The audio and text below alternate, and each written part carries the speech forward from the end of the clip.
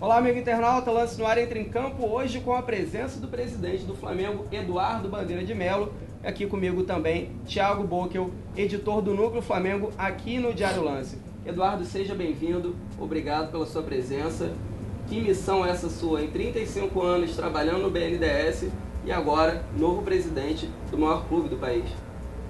Obrigado pelo convite, é um prazer enorme estar aqui. 35 anos de BNDES, agora 3 de Flamengo pela frente, né? Acho que a gente tem que estar preparado para isso mesmo, né? 35 anos de BNDES, mas são mais de 50 de arquibancada. Então o Flamengo sempre veio antes do BNDES e agora vai vir depois, né?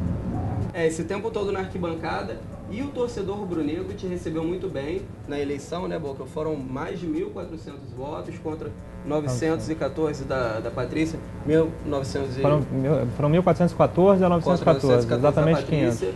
Uma recepção muito boa dos sócios e uma esperança muito grande para a torcida rubro-negra, que está aí um pouco desestimulada com esse momento que o Flamengo vive atualmente. Verdade, né? A penetração da nossa candidatura entre os sócios foi excelente, mas foi maior ainda junto à torcida. Então, o apoio que nós tivemos nas ruas, né, na arquibancada, nas redes sociais, foi muito grande. Vocês mesmos fizeram uma pesquisa, né, que se você pudesse votar, em quem votaria, né? E a chapa azul teve mais de 90%, né, das intenções. Então, isso é uma coisa que nos deixa muito feliz, mas nos dá uma responsabilidade muito grande. Agora, nós não podemos decepcionar essa massa. Nós temos no Flamengo tem o Wagner Love, que hoje é o grande astro do elenco atual, e tem o caso do Adriano, e o contrato dele vai até o dia 22 de dezembro. Existe alguma contrato que não foi rescindido, inclusive, existe alguma possibilidade de renovar com o Adriano para 2013, como ele já disse que pretende voltar, ele falou que está treinando para voltar em 2013. Pode ser um dos nomes do Flamengo próximo ano? Eu pessoalmente torço muito para que o Adriano se recupere, né, enquanto ser humano, para depois vir a pensar na retomada da carreira dele como jogador de futebol. Se ele superar o problema dele, né, e recuperar o homem Adriano, com certeza ele vai voltar a ser um grande jogador de futebol e vai ser de todo o interesse do Flamengo e da seleção brasileira tê-lo de volta. Mas eu acho que a prioridade dele no momento, né, deve ser fazer o tratamento dele. O Flamengo pode até ajudar no que ele precisar, mas no momento não dá para a gente contar com ele como um reforço, né, para o curto prazo. Lembrando para vocês que estão em casa acompanhando o Lance no Ar, participe através da hashtag Pergunte a Bandeira no nosso Twitter e também no blog Grito da Nação, blog do Flamengo aí do Lancenet. Falando em pergunta de torcedor, nós temos uma aqui do Ricardo de Castro, que é no blog Grito da Nação. Como tirar este clube do buraco se não for com a ajuda da sua torcida? Você, como torcedor do Flamengo, sócio desde 1978, como tirar sem a ajuda da torcida? Ajuda é fundamental? Claro, ajuda é fundamental. O Flamengo, se não tivesse a sua torcida, seria uma instituição falida, porque ele deve muito mais do que ele tem. Então, se o Flamengo fosse uma empresa, ou se fosse um clube que tivesse, em vez de 39, tivesse 1 milhão de torcedores, né, o Flamengo não teria solução nenhuma. Tá? Se nós vamos sair, e nós vamos sair desse buraco, vai ser graças à torcida, de uma maneira ou de outra. Se nós conseguirmos um patrocínio, né, na camisa bom, e nós vamos conseguir porque o Flamengo tem a torcida. Né? Não é só pela credibilidade que a diretoria, né, está trazendo. Né? Se nós não tivéssemos a torcida, nós não conseguiríamos bons patrocínios, né? Não conseguiríamos um bom contrato com a fornecedora de material esportivo, nós não conseguiríamos viabilizar nenhum tipo de projeto, né, de sócio-torcedor, por exemplo, né, que pode ser a grande solução para o Flamengo, né, no futuro. Então a torcida é tudo. E como que está a situação das finanças, Eduardo? Tem 8 milhões apenas disponíveis, né, da receita de TV, das cotas de TV, 2 milhões da patrocinadora de telefonia, que fica no número, nas costas da camisa, e tem agora os 10 milhões que foram liberados, a verba liberada pelo Conselho Deliberativo. Há a expectativa de fechar patrocínios já para a próxima temporada? A própria distribuidora de material esportivo tem alguma expectativa de troca? Como que anda essa negociação com a Adidas? O que foi liberado agora aí pelo Conselho de administração foi uma verba para se pagar outubro, novembro, 13º salário, direitos de imagem atrasados e acordos judiciais pendentes, tá? Isso daí entra e sai no mesmo dia. Os recursos do televisamento, como você mesmo falou, né, sobra muito pouco dinheiro e que também vai embora rapidamente. Tá? Nós vamos assumir no dia 2, no dia 5 já tem uma folha de pagamento para pagar. Tá? Então nós temos que ser criativos e trabalhar em cima de patrocínios, em cima de contratos com fornecedores de material esportivo, né? E eu acredito que não vai haver nenhum problema, pelo menos, né, de médio e longo prazo, porque nós temos 39 milhões de torcedores, tá? E temos uma equipe extremamente competente trabalhando conosco. A situação é difícil, né? Não vamos esconder isso de ninguém, mas nós temos, né, plena consciência de que podemos superá-la graças à força da nação rubro-negra. Eduardo, qual o seu planejamento para a base do Flamengo? Hoje a gente sabe que no futebol, tão importante quanto ter um marketing forte, trazer um grande jogador que atrai a torcida, é você formar jogador para conseguir fazer dinheiro. Qual é o planejamento que você tem para tratar da base do Flamengo? Nós consideramos as divisões de base do Flamengo talvez a nossa principal ação com relação ao futebol. Claro que trazer um ídolo é importante, reforçar o time pontualmente é importante, mas se você não tiver um bom trabalho de base, você não vai a lugar nenhum. Tá? Os grandes títulos que o Flamengo conseguiu ao longo da sua história foram sempre com times formados a partir do trabalho na base. Tá? Então o que nós temos que fazer é formar bons jogadores, né, e mantê-los no Flamengo. Né? Porque durante muito tempo o Flamengo criou, né, e formou bons jogadores na sua base, mas depois deixou esses jogadores irem embora, né? Isso desde que eu sou pequeno, né? Com Gerson, César, Zequinha, Luiz Carlos, né? E depois, quando a gente teve aquela geração que nós conseguimos manter, né? A geração, né, de Zico, Júnior, Leandro, Tita, Andrade, Adílio, Moser, aí nós fomos campeões do mundo. Depois, no final dos anos 80 e início dos anos 90, nós formamos uma boa geração também, jogadores de altíssimo nível, né, como Djalminha, Marcelinho Carioca, Marquinhos, Júnior Baiano, Leonardo, né, Aldair, Jorginho e outros, né, e o que aconteceu? Paulo Nunes, né, e vendemos todos a preço de banana, e aconteceu que boa parte desses jogadores formou a base da seleção brasileira tetracampeã em 1994 e nenhum deles mais era do Flamengo. Então nós temos que formar jogadores, né? Vamos investir muito na formação de jogadores na base e depois temos que ter sabedoria para mantê-los, né, no Flamengo. Não adianta nada você formar e depois passar adiante. E você falou 2 vezes já no Zico. Hoje, fazendo uma análise da sua eleição, qual a responsabilidade do Zico nessa campanha? Qual foi o papel dele nessa campanha? Foi fundamental, né? O Zico é o maior ídolo da história do Flamengo, é o personagem mais ilustre da história do Flamengo. Então o prestígio que ele tem junto à torcida, junto aos sócios é enorme. Tá? Então a participação dele na nossa campanha foi extremamente valiosa, né? E ele vai continuar nos ajudando, né? Depois, né, de nós tomarmos posse, né? Ele vai continuar como uma espécie de consultor, né, do comitê gestor do futebol do Flamengo e fora outros projetos que a gente possa vir a ter para ele. Tá? A gente quer ter o Zico sempre do nosso lado. O senhor acha que se ele não estivesse do lado de vocês, provavelmente o senhor não seria o presidente do Flamengo hoje? É bem possível, né? É difícil você dimensionar isso, né? Mas com certeza a participação dele foi fundamental.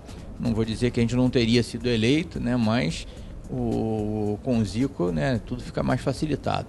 Tanto no time de futebol, quando ele jogava, né, quanto agora numa campanha política. Voltando ao pessoal aqui no Twitter, o Thiago falou da garotada da base, mas tem alguns veteranos no Flamengo, o caso do Renato e do Léo Moura, e o senhor disse recentemente que é fã desses jogadores, e agora eles estão com um contrato no fim, termina esse ano, e o Notícia Fla 123 perguntou que mesmo com a má fase dos dois, se há possibilidade de renovação de contrato. Olha, eu não posso adiantar nada sobre isso porque, né, nós passamos a campanha inteira dizendo que a administração do Flamengo ia ser profissionalizada, o futebol ia ser profissionalizado. Nós já trouxemos um diretor executivo de futebol, né, e essas decisões todas vão passar né, pelo crivo do Paulo Pelaipe, né, que vai inclusive consultar, né, o comitê gestor de futebol para que a gente possa tomar uma decisão. O que eu falei outro dia para um colega de vocês é que eu tenho a maior admiração pelos dois, pelo Léo Moura e pelo Renato. São jogadores que fazem parte da história do Flamengo, né, que são jogadores, inclusive, que são craques dentro e fora de campo, né, são exemplos, né, de dedicação. E agora, se efetivamente, né, vai haver a renovação com eles, eu não posso dizer, seria irresponsabilidade. Eu estaria aqui falando como torcedor e eu não posso mais falar como torcedor. E quem fez a ponte entre Paulo Pelaipe e a nova diretoria do Flamengo? Paulo Pelaipe é um profissional que é extremamente conhecido, né? Assim como ele e outros, né, que exercem, né, funções parecidas, né, foram cogitados pelo Flamengo. Alguns nós chegamos a conversar e não foi necessário que ninguém fizesse a ponte, né? Ele é uma pessoa conhecida, era só telefonar para ele, perguntar se ele estaria interessado em conversar conosco. Ele demonstrou interesse, né? Nós conversamos por algumas vezes e chegamos à conclusão de que ele era o nome certo para ocupar essa função. Presidente, como que fica agora? O Paulo chega como dirigente, como diretor, e o Zinho, ele pode continuar no Flamengo como gerente técnico. E o Dorival também ainda está com a permanência aberta, né? Vocês terão uma reunião essa semana. Mas como que fica a situação dentro do Flamengo? As negociações, a relação do Zinho com os jogadores, ele vai ter os poderes reduzidos ou não? Ele vai ficar mais centralizado com o futebol profissional e a base? Eu diria que a função do Zinho vai ser um pouco mais especializada, né? Algumas das coisas que ele vinha fazendo, o Paulo Pelaipe vai absorver, né? O que talvez seja até melhor para ele, né? Que ele vai poder se dedicar mais, talvez, a coisas que ele gosta mais, que ele tenha mais vocação. Eu acho que nós não estamos em momento nenhum tentando diminuir o trabalho do Zinho, ao contrário, né? Acho que tem a maior admiração pelo Zinho, né? Que o Zinho antes, né, na administração anterior, ele se reportava a um vice-presidente de futebol, né, que era um vice-presidente operacional, né, e agora ele vai se reportar a um diretor executivo de futebol remunerado, que seria como se fosse um vice numa situação assim tradicional, né? O nosso vice de futebol agora, né, o Valim Vasconcelos, né, vai ser um vice que vai cuidar mais das questões estratégicas, que vai estar compondo conosco nesse comitê gestor de futebol, e as decisões do dia a dia do futebol vão ficar por conta do Paulo Pelaipe, que é o diretor executivo, né? Então eu não acho que o que se está pensando para o Zinho representa em nenhuma hipótese uma diminuição do conjunto de atribuições, né, que vão ficar a cargo dele. Desculpa, só para complementar, o Paulo Pelaipe, ele tem falado que o Zinho e o Dorival, eles estão um pouco condicionados à filosofia, a nova filosofia do Flamengo, que tem que se enquadrar na nova filosofia do clube. O que seria essa nova filosofia da sua gestão? Olha, a filosofia são as diretrizes estratégicas, né, que surgiram desse grupo, né, que está assumindo o Flamengo agora, né? Então, uma das coisas que foi decidida foi que o Flamengo vai passar a ter uma comissão técnica própria e permanente, né, que não vai ser alterada quando existe uma substituição de treinador, né, o que vinha acontecendo até então.